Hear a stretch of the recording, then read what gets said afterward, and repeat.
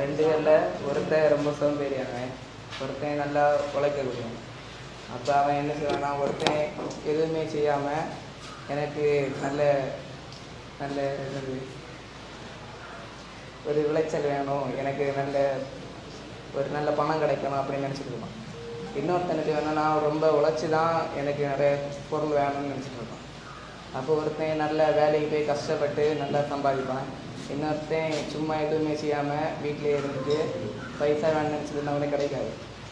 அப்போ அவன் திருட்டு செஞ்சு நல்லா ஒரு கள்ளத்தனமாக பணம் சம்பாதிப்பான். ஆனால் இவன் முயற்சி செஞ்சு பணம் சம்பாதிக்கிறனால அவனுக்கு கையில் நிற்கும். ஆனால் அவன் திருட்டுத்தனமாக செய்யறனால அவன் இந்த ஜெயிலில் இது நல்ல தப்பு செஞ்சதுனால அவன் கடைசி வரை அவன் ஒரு திருடனாட்டே இருப்பான். முயற்சி செஞ்சவன் நல்ல நிலைமையில் இருக்கும்.